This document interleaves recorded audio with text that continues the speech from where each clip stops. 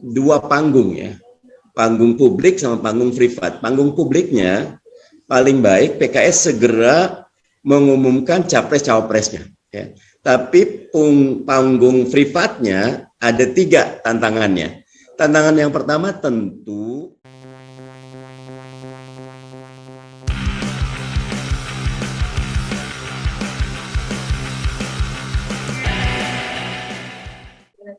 pilpres ya. Ini teori saya, Bung Hensat ya.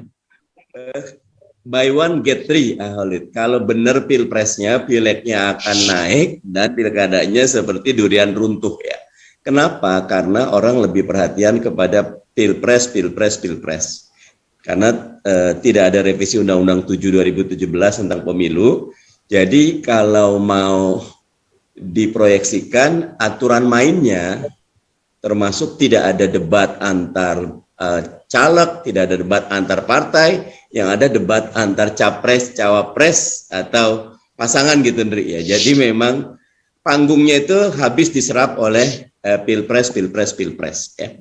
Makanya di 2019 jumlah pemilih pilpres 10 juta lebih banyak dibanding jumlah pemilih pileg ya. Belum lagi pileg punya kerumitan, jumlah partainya banyak karena proporsional terbuka. Saya tadi ditanya, Mas Holid, saya lebih pro proporsional tertutup, Ndri. Tapi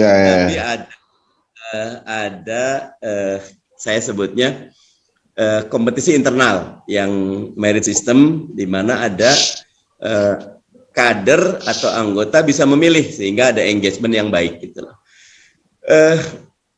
Jadi pilpres. Karena itu wajar.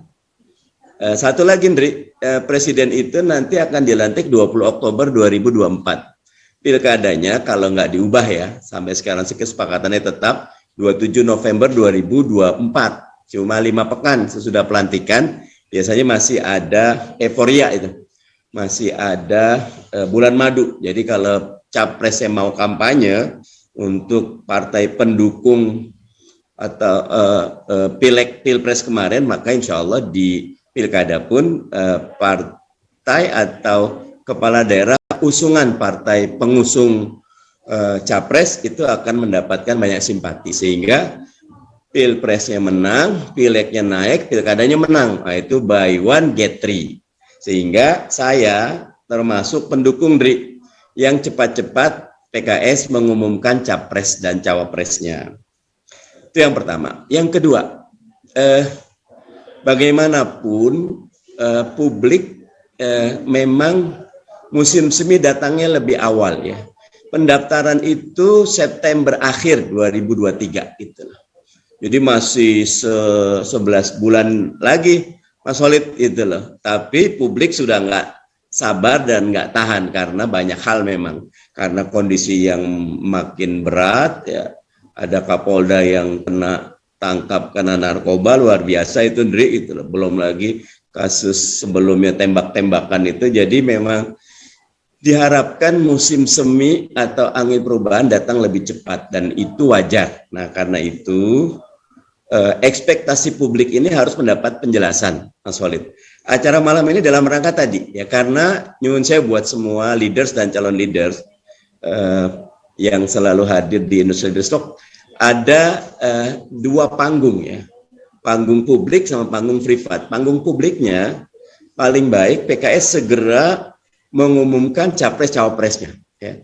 Tapi panggung privatnya ada 3 tantangannya. Tantangan yang pertama tentu adalah 20% threshold.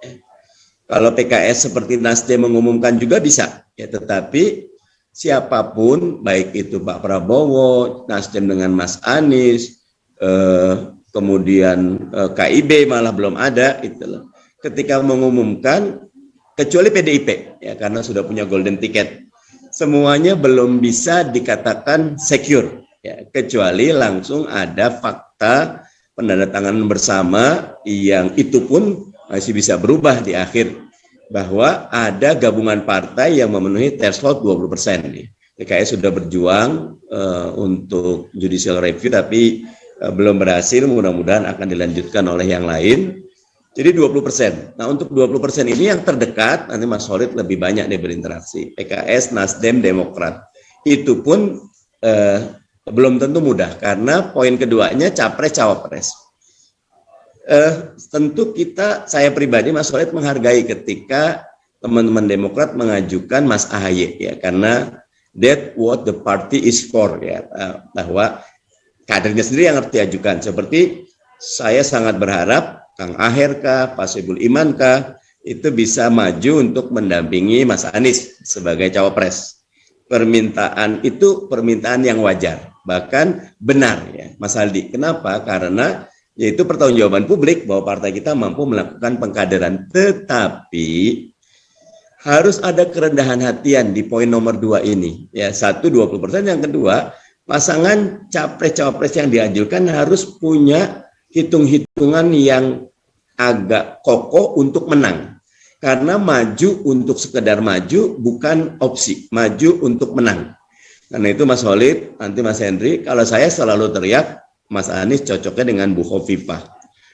Tetapi tentu Mas AHY perlu dipikirkan, Pak Iman perlu dipikirkan, tetapi nanti polster lah, ya, Henry. Makanya tadi saya bilang, Henry, akan ada clue dari kedai kopi gitu.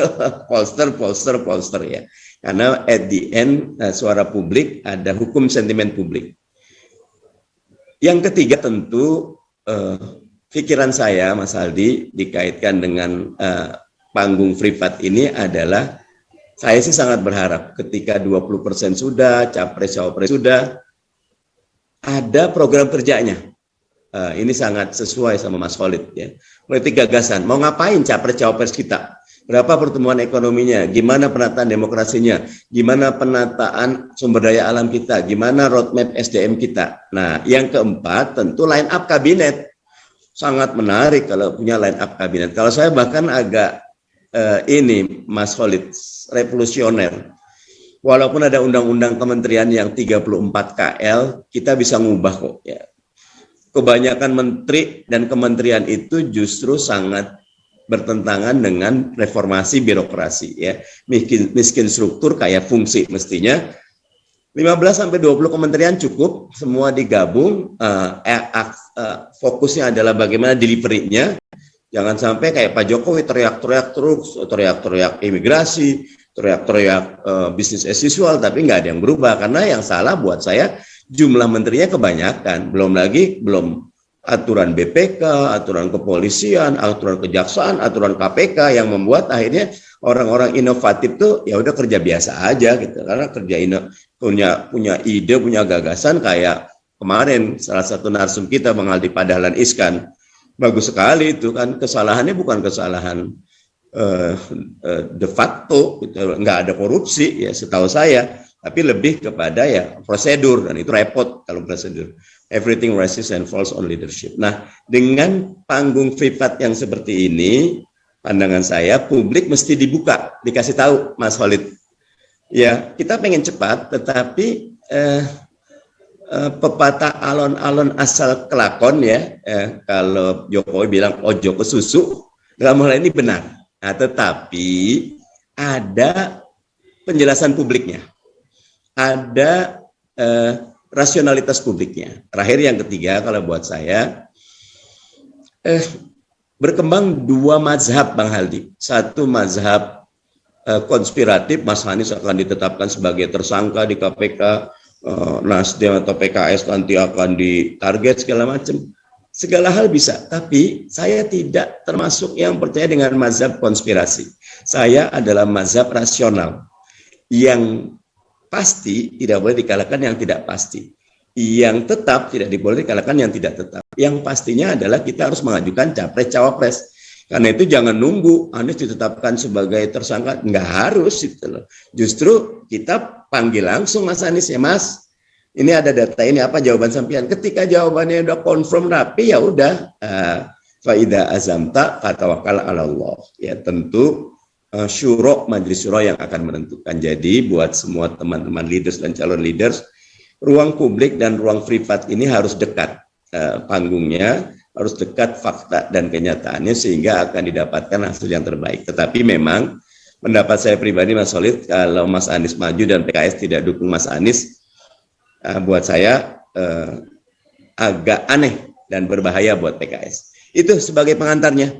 Bang Aldi, Mas Hensat, Mas Solid, dari saya. Assalamualaikum warahmatullahi wabarakatuh.